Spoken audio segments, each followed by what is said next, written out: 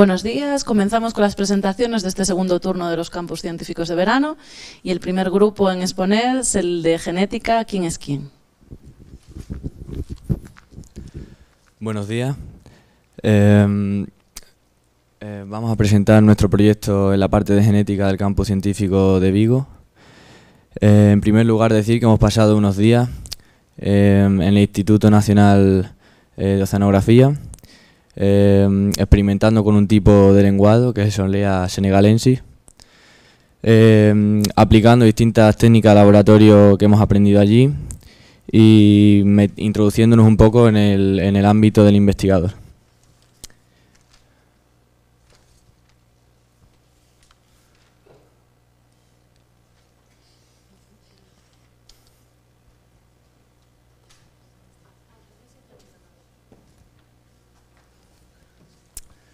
Vale, en primer lugar vamos a comenzar con una introducción sobre la especie que hemos investigado.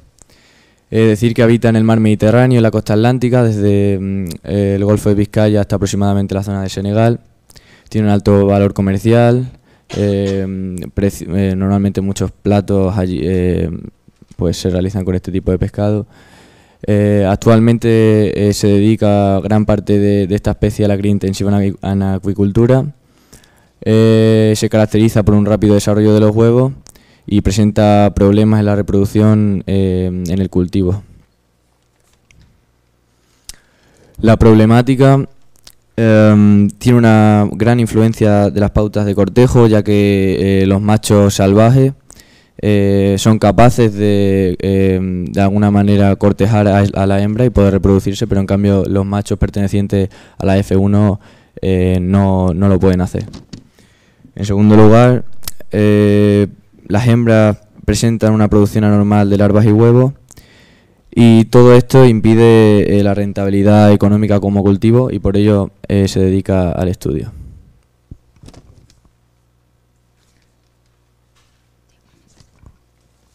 La hipótesis para ese problema que nosotros pensamos es que el cortejo de reproducción era adquirido.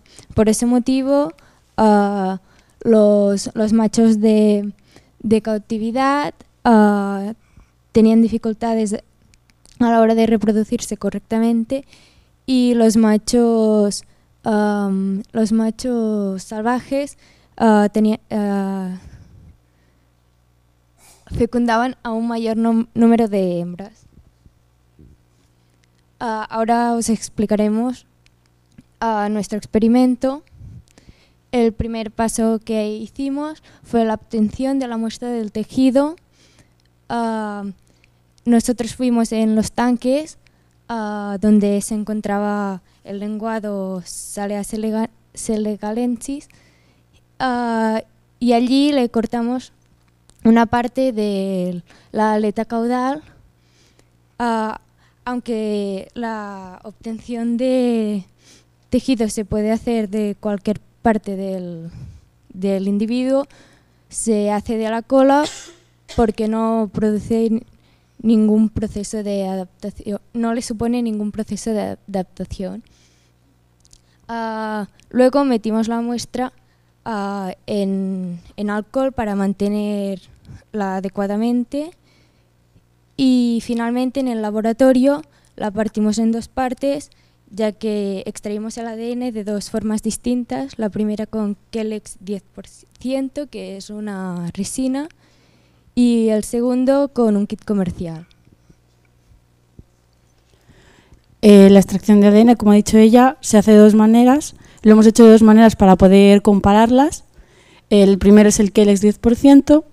Comenzamos minimizando la muestra con un bisturí sobre un papel albal. Esa es la mesa sobre la cual lo hicimos. Luego se le añade la resina a 65 grados y la proteína K que hace que digiere las proteínas. Luego se centrifuga, esta es la centrifugadora, la máquina con la cual centrifugamos y finalmente se guarda. Con esto conseguimos obtener un ADN que está desnaturalizado, es decir, que las hebras están separadas. El otro proceso que usamos es el kit comercial. Como antes, hay que empezar minimizando la muestra y luego hay que seguir unas instrucciones que vienen en papel, es esa foto de allí. Y hay que ir añadiendo diferentes elementos con diferentes cantidades, están indicadas en el papel, y entre paso y paso hay que mezclar con el vórtex y con la centrifugadora. El vórtex es la foto de arriba, lo demás a vuestra izquierda. Y este es el kit con el cual hicimos el proceso, estos son los diferentes elementos que hay que añadirle. El kit comercial mantiene la doble hélice del ADN. Voy a hacer una comparación entre ambas. El Kelex es más sencillo, más rápido y se obtiene más cantidad de ADN, pero ese ADN que se obtiene tiene una pureza muy baja.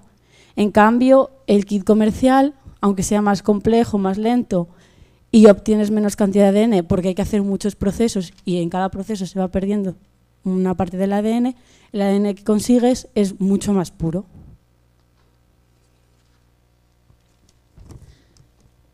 Con el espectrofotómetro,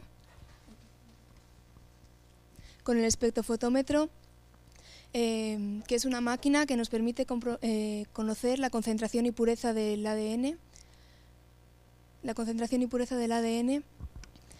Reflejando la luz, obtenemos la pureza de nuestra muestra y comprobamos que no tiene proteínas ni otros elementos que la ensucien. Aquí podemos ver los resultados que hemos obtenido de introducir el ADN en el espectrofotómetro, y cuando el ADN es extraído con Kelex obtenemos una concentración de 197 nanogramos por microlitro y una pureza de 1,32, y cuando el ADN es extraído con el kit obtenemos una concentración de 75,4 nanogramos por microlitro y una pureza del 1,98. El número idóneo de la pureza está entre 1,8 y 2. Y podemos ver que se obtiene mayor pureza con el kit que con el Kelex.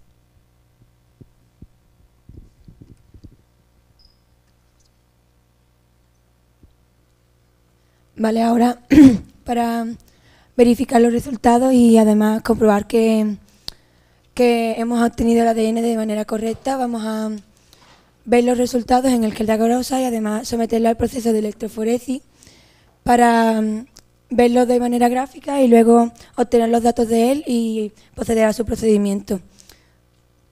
Primero, para fabricar el gel de agarosa, pues vamos a mezclar 50 microlitros de STAE con un 1% de agarosa sólida, y esta mezcla, que es un líquido, la vamos a calentar para desgasificarla.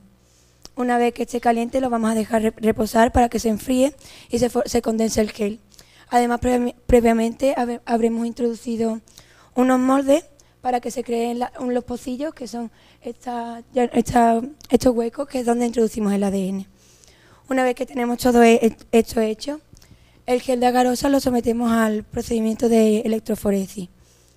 En ese procedimiento se introduce el gel de agarosa en aquel aparato, que es un recipiente donde el gel queda cubierto por un líquido al que se somete corriente. Vale, en este procedimiento nos aprovechamos de que el ADN está cargado, por lo tanto, cuando se ve sometido a la corriente viaja desde el polo negativo al positivo. Por eso se ve como el ADN va cayendo y se ve ordenado. Además, tenemos fragmentos de diferentes tamaños. Al ser la agarosa un entremado de fibra, los fragmentos más pequeños van a pasar entre ellas más rápido y por tanto van a quedar colocados más abajo. A diferencia, los mayores pues se van a colocar más arriba. Por eso nuestro resultado es una huella genética que queda ordenada según el peso molecular de los pares de base. Ahora utilizamos la técnica del PCR, o conocida como la reacción encadenada de polimerasa, para poder amplificar nuestra muestra para realizar dicho proceso. Para ello necesitamos una serie de materiales. En primer lugar, el buffer, DNTPs, que son los pares de bases nitrogenadas, como ya sabemos, adenina, timina, citosina, guanina, para la cadena complementaria. Los primers o cebadores, que nos marcan los extremos del fragmento de la cadena también que vamos a amplificar. Agua destilada y magnesio, que nos ayuda para poder llevar a cabo dicho proceso. También microsatélites, el ADN fundamentalmente, y la polimerasa, que se encarga de fabricar la cadena que vamos a amplificar. Tras este PCR volvemos a obtener el peso molecular de los pares de base gracias al gel de agarosa y a la electroforesis que ya se nos ha explicado previamente.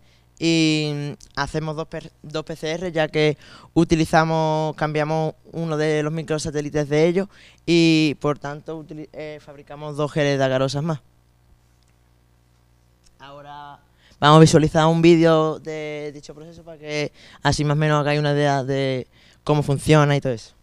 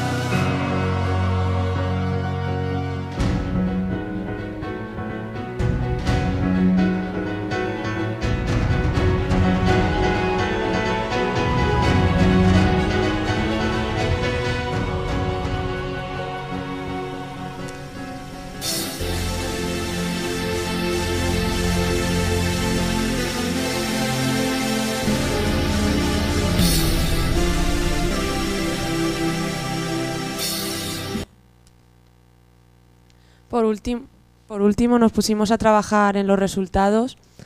Para ello, esto ya es después de hacer el PCR. El anterior que hemos visto era antes de hacerlo. Gracias al gel de agarosa, el ADN se coloca en función del peso molecular de sus bases. Aquí tenemos el marcador de peso molecular para orientarnos más o menos en cuál podría ser el peso de estos. Los de arriba son gracias al método Kellex y la fila de abajo con el kit comercial. Estos son los pocillos donde metimos el ADN y según su peso molecular, como ya ha dicho Elena, los de menor peso molecular recorren toda la columna y se quedan al final, y los de mayor peso molecular al avanzar peor entre las fibras se quedan más hacia arriba. Para analizar los datos utilizamos un programa que se llama VitaSign y que lo presenta como una hoja, presenta los genes como una hoja de cálculo. En este programa se trabaja con los microsatélites, que son secuencias de ADN repetidas. Nosotros son estos. Nosotros en concreto trabajamos con el microsatélite Sol 9A y el GATA 38. En este programa, cuanto más microsatélites haya, mayor perfección de los resultados. Con los datos obtenidos en el VitaSign, como ha explicado Lucía, seleccionamos el margen de error, que puede ir desde la perfección hasta el número que nosotros queramos. Analizando 3 microsatélites, como podéis ver, obtenemos un porcentaje del 95%, lo cual quiere decir que existe un 95% de probabilidad de que el individuo analizado sean los padres del que hemos tomado la muestra. Como veis en la columna D hay diferentes valores. En este caso el más grande es este, que se aproxima más a 1, lo cual quiere decir que este cruce es el correcto, el más correcto de todos, y serán los progenitores del individuo. Y bueno, ya finalmente, para el modo de conclusión, como consecuencia de los resultados de dicho trabajo, pues nos damos cuenta que podemos identificar al padre, ya que posee un 95% de semejanza de los caracteres de los individuos que íbamos a analizar. También comprobamos la hipótesis del contexto aprendido y nos daba que los padres eran los salvajes. Y también queríamos terminar a modo de conclusión sobre el modo comparativa de las dos técnicas de extracción de ADN.